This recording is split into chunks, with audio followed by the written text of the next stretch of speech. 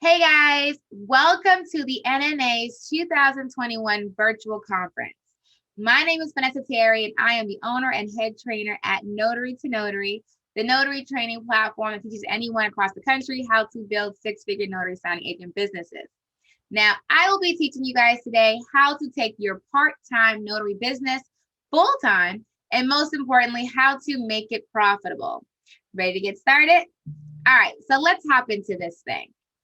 First, what does working as a notary public look like?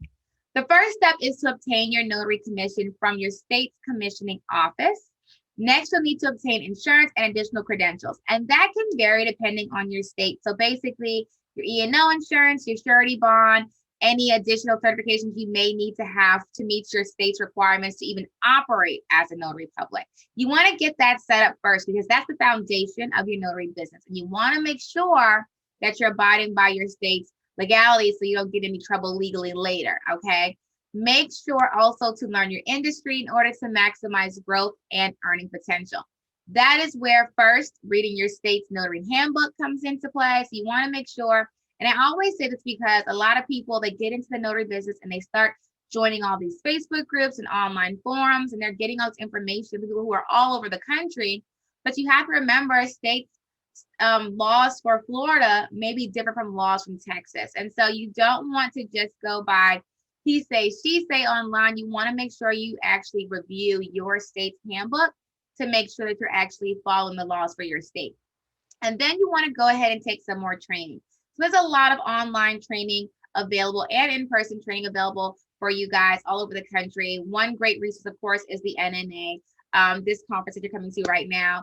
We have trainings at notarytonotary.com online that you can take to help build your notary business, but you want to make sure you learn your industry. Okay, learning how to be successful is just as important as actually implementing it. So you want to make sure that you learn the laws, but also you learn, helpful tips along the way, like how to market, things to do, things not to do, how to charge, things like that. So you make sure that your business is running effectively. Okay. All right. The earning potential of notary publics are, of course, limitless. You guys have seen the stories, I'm sure, online on social media of people who are making six figures, well into six figures, working as a notary signing agent. So you can definitely do it. But I want to encourage you guys and remind you that this is your business. So it's important that you run it like a business. Okay. Make sure that you're actually putting your all into it, learn your industry, but also designing it the way that works best for you. Okay. So working as a part-time notary public, what does that look like? So you're working outside of a full-time job's work hours. So the typical full-time job is like a 9 to 5, right? So you would work outside of that. You could work like 5 to 10. You can work weekends like Saturdays and Sundays, but basically it's working outside of the normal average hours of 9 to 5. Now, limited availability, which in turn can limit the amount of money you stand to possibly earn as a notary public, is basically means that if I have open availability and I can work all day, every day, of course, the amount of money that I can make is, a larger portion because I'm available all day. But when you work part-time, you're really only taking, especially when it comes to loan closings, the bulk of loan closings, are during the day, but you can get a lot of work getting those people who just get off work, who are signing close to like 5 to 7 p.m. So there's still work. And of course, there's Saturday closings, and ever since COVID, now Sunday closings. So there's still ways to make money, even working part-time. And then you can also do general notary work and e-notary too. So there's still room for you to make money and be profitable working part-time. But most people want to say, okay, how can I take this business model and I want to leave my full-time job and do this full-time? So most notaries do not form an LLC when they're working part-time, and they do it as like a side gig or like just something that they pick up here and there. But you can form an LLC, you can start full-time, you can actually form the company working part-time as well. So it's literally up to you. It's just personal preference. So there are 3 main tiers to becoming a notary public. General notary, loan closing, e-notary. Okay, those are the 3 main tiers that you can really use. Some people also add on non-notary work. So where it's like fingerprinting or a few other things you can do, like courier or permit running, things like that. But the main three tiers that I teach, especially at Notary to Notary, is general notary work, which is completing notarizations for people in your community. So people just call you from your Google business page, right? We talk about that as a good way to get local clientele. And they just want things done like simple affidavits, title transfers, wills, power of attorneys, things like that. Okay. Then there's loan closings. So loan closings basically is when you're operating as a loan signing agent or a notary signing agent, means the same thing, and conducting loan closings for real estate transactions. Okay. That's the most popular one that you'll see online. A lot of people want to hop right into loan closing. So you definitely can. Great money in it. I've done it for a long time. And then, of course, e-notary. So e-notary is notarizing documents electronically, and that particularly boomed a lot since COVID. So in 2020 is when you really saw that major shift into e-notary. But these are the main three tiers that you could utilize to grow that notary public business and take from part-time to full-time. Now, taking the leap into becoming a full-time notary. So first, you want to make sure you're ready before you decide to actually quit your job. So let's say you're working part-time and we're working full-time in your business and then part-time doing notary. And so you're thinking, okay, I think I want to go full-time. I think I want to quit my job. You guys know my story. I started as a notary in 2014 and I quit my full-time job in 2016. Okay. And so for me, I had to make sure I was ready. I had to make sure that I wanted to take the leap of faith. I also made sure, so one helpful tip too, is to make sure you have a savings just in case the business is slow when you take the leap. This is just like a extra security for some people like, well, I don't think I want to do this. What if it doesn't work? When I quit my job, I didn't really have a savings. I kind of did the principle of burn the boats, where it's just like either I make it work or I, so it's a story of burn the boats where basically it's a long story. I'm not gonna go into it right now, but basically when you burn the boats, it's like there's no other options. It's you sink or swim. Okay. And so I kind of took that approach where I just quit my job and this is gonna work. But before I did that, I did the next crucial thing, which was calculate how much money you are missing while being at work. So while I was at work, I would count up how many calls, texts, emails for appointments or notary closings, things like that I was missing being at work. And once I was missing more money being at my full-time job was when I decided, okay, it's time for me to make that transition because I can make more money and have more flexibility if I just make this shift over. So definitely make sure you're ready. And for more conservative people, make sure you have some savings and then just calculate how much money you're missing being at work, because that's going to make a difference as well, because then you'll feel more comfortable. And so I did that for about, I want to say maybe 2 to 4 weeks. I just counted it up and then I said, okay, let's just do this thing. And I was so happy when I did because it was great. Okay. And lastly, go for it. And I put that there because I had a lot of people tell me, Vanessa, don't do that. It's not safe. You need security and things like that. And I had to really just get out of get out of my own way. And I had to be careful not to let people, put their negativity on me and their fears. And I had to just go for it. It was like, okay, I know that you don't think this can work, but I have faith in myself and I know I can do this. And worst case scenario to all my students is go for it. The worst thing that can happen is it doesn't work. Let's say you hop out there and you do it for 2-3 months and you say, you know what, I don't think this is working, or I'm out of savings. You can go back to your job or go get another job. It's just taking a leap of faith. And it's like, okay, let's try something new. And people always focus on what if it doesn't work. But I like to focus on what if it does work. What if it does work and I do start making 6 figures and I do get that time of financial freedom? It's so worth it, in my opinion, just to go for it. Okay. So the other thing is you want to stay booked and busy. So let's talk about how, when you make that leap of faith, how do you stay booked and busy? So first, decide if you want to form an LLC or if you want to run your business as a sole proprietor. So there are some benefits to running your business as a sole proprietor and as an LLC. So it just depends on, what works for you, what makes you feel most comfortable. I would also suggest talking to an accountant just to see how that's going to look when it's time for taxes, like how you're going to file your taxes. What do you want your tax situation to look like? Everybody's tax situation is completely different. So you definitely want to look into that. Okay. The other thing you want to do is advertise, and market your notary services all the time, especially in the beginning. So in the beginning, no one really knows you're a notary yet, right? Not just your community, but none of the major corporations know like the signing companies, the title companies, things like that. They don't know yet. So you have to put yourself out there. And I always say it's marketing, not sales, because a lot of people are afraid to get into sales. And you're not necessarily selling something. You are, but you're not. It's more so marketing. When people look for a notary, they just need a notary. So you're going to market your services. You want to make sure that you can be found. As long as you can be found and you're pretty, your presentation is pretty, decent, you'll get the job for the most part. And so you want to make sure that you're constantly advertising and marketing. So methods to marketing that I found to be most beneficial are online, of course, hands down, online. You guys know I live by the Google business page, especially for general notary work, advertising on websites and social media. So websites, I really would suggest more so like signing services, online directories, things like that, where that you can start getting that loan closing business in. You can also do cold and warm calling, where just cold calling companies out there to see if they need notary services, like title companies, law firms, things like that.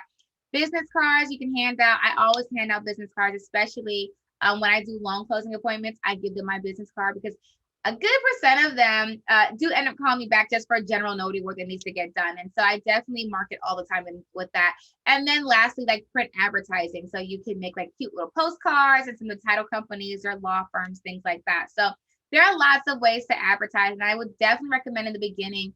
So one helpful thing is run your business like a business. Okay. When you work the 9 to 5, you work 9 to 5.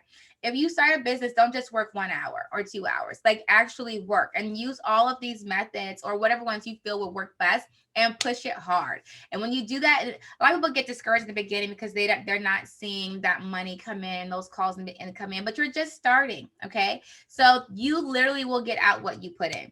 You put in, a nice amount of work and effort, you're going to start seeing the fruits of your labor. So don't get discouraged. Just make sure that you are constantly marketing. Okay. The other thing you want to do is create a database for all your clients. So I personally like Notary Assist, but you can also use Notary Gadget, Notary Earth is a new one that just came out too. You could use that. But basically, I know people who just use simple Excel spreadsheets. You want to make sure that you keep track of all your clients. And the reason why I do that, for number one reason, is that follow-up. You guys know I talk about building relationships a lot. So if closings are slow or general notary work is slow, you want to make sure you have a database of all your clients. So that way you can reach out, you can send birthday cards, you can send holiday cards, you can just call and just say, hey, any work in my area, just build that conversation. And so keeping a database of your clients is going to help you. I do that whenever work gets slow. I try to do it consistently, but definitely, if work gets slow, work that list. Okay. So it's important to create the list, right? Keeping constant contact with all your clients and build great relationships. So that is super important. I can honestly say I have several companies who will send out loan closing orders, or before they send it out, they'll call me and they'll say, hey, can you do this? And I'm gonna be in a meeting or another closing. I can't answer my phone. They'll leave my voicemail and they will wait for me to call them back. And that if you know, in the notary business, that is not common. It's because you built up that relationship and they see your work, you guys have a good relationship, and so they'll wait for you to call back. And that's what you want to get to, that point where they're actually looking for you. They'll wait for me to say I'm available before they assign to somebody else, or they'll call someone and say, I would really actually rather have her because she does a great job, and that comes from building relationships, and that's the number one thing I can say. A lot of the people that I work with, that call me consistently, we know each other. Like, we talk about each other's kids, I remind them, hey, how'd your daughter's soccer game go? Things like that. And you want it to be genuine. Don't try to be overly fake, but genuinely just build a great relationship with people. And I think you're going to see, I know for sure you'll see that reward come back to you in work and consistent clients. Okay. Other thing that's really important is setting monetary goals. And this is something that I talk about a lot on my channel, is setting monetary goals for your business weekly and monthly. So for example, I want to earn $10,000 a month as a notary. So I need to make $2,500 a week. Then break that down to how many notary appointments you need to have daily to meet that goal. And so for me, when I first got started, I would say, okay, I want to make $500 a day. So that means at least about five closings a day. And so I would just, put my 5 and I would just mark them off as I get them. But that way I can keep track and I have a goal to meet. And something also that I did, and you don't have to do this, but just So, so if I have a goal, I know what I'm aiming for. So let's say I'm getting close to the end of the month and I'm like $500 short, right? And I'm like, man, I didn't make my goal and I don't have any appointment scheduled. And then an order comes through and it's really last minute and it's inconvenient because it could be 2 hours away, right? And it may be like a Spanish speaking request and it's 2 hours away. They want me to go now. And business goals. Okay. This is a point where you can say, okay, well, I am $500 short.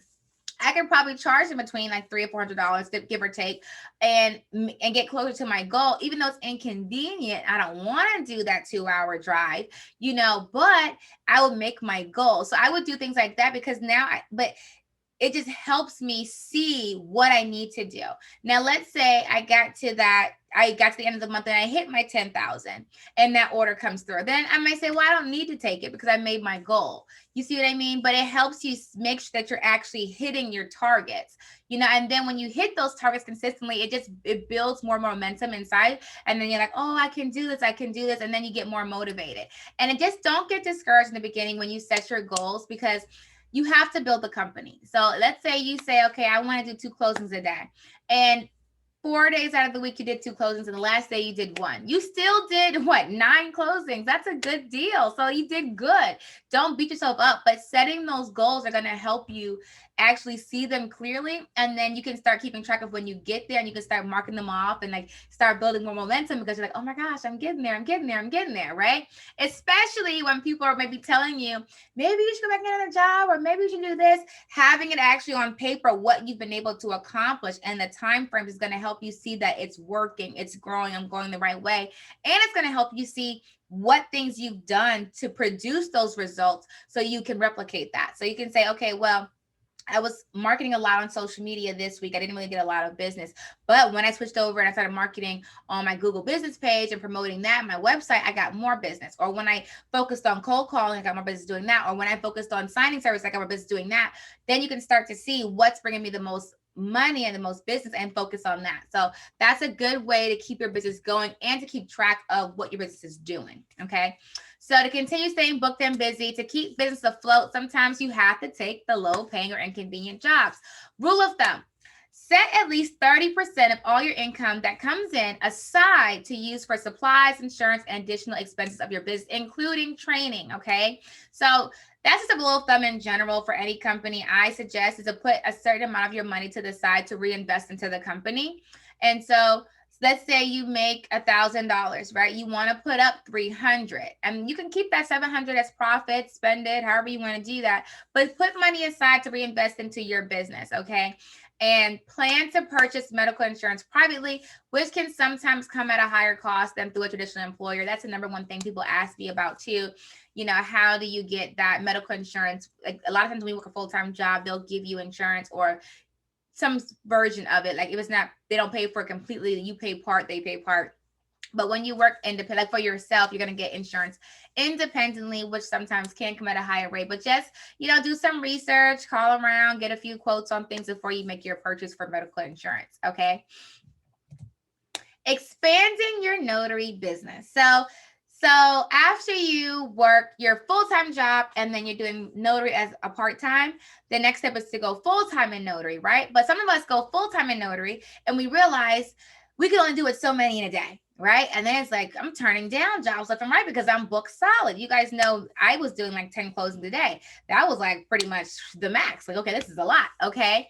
But then you get to the point when you realize your own individual self can only do so much. I can only physically be in so many places at one time. So the next step that a lot of people take, and you don't have to, you can stay in this space, is really up to you. Remember, this is your business. But the next step you can take is to start your own notary signing service.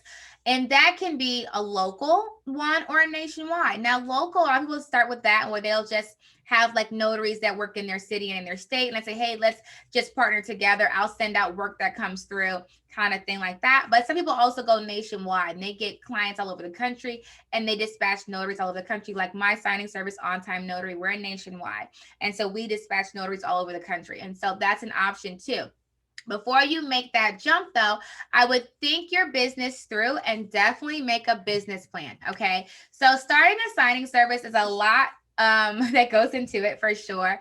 You want to first determine your hours and availability. So some signing services, they may be open pretty much all day. And you have to remember there's different time zones when you're doing nationwide. So if you're just working in your local city or state, that's your time zone. So you can do like a 9 to 7. But if you're doing nationwide and you're getting work in California, that's like a 3 or 4 hour time difference. You're going to have to do longer hours because your 5 o'clock or 6 o'clock, we're like, okay, we're done. They're like, hold on, it's only like 1 or 2 o'clock here. We're not done, right? And so those hours are going to change. So you want to determine your hours and availability first, which also determines if you go nationwide or if you stay local. Determine your technology systems that you're going to use, like for accounting, payroll, marketing, distributing the notary work to all the notaries. All that stuff has to have systems, especially when you go nationwide. But even when you stay small, you want to have systems in place that make it more fluid, okay? And you definitely want to seek tax advice as far as how to file taxes for your company, because you're going to be having 1099 notaries underneath you, and you want to make sure that you're doing those taxes properly, because that's one thing that you have to make sure is done right: paying the IRS, okay?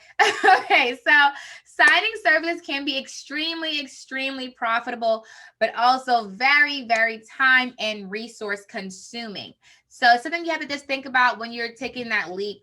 What do you want to invest into it? Do you want to just stick with doing, signings and notary work yourself and just enjoy that time and financial freedom on that level? Or do you want to turn it up several notches and go signing service level? So it's really up to you as far as how far you want to build your business. So that's pretty much it. Any questions?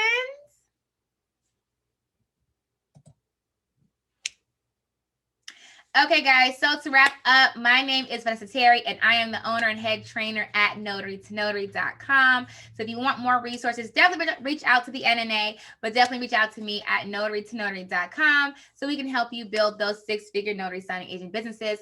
And until next time, happy signing.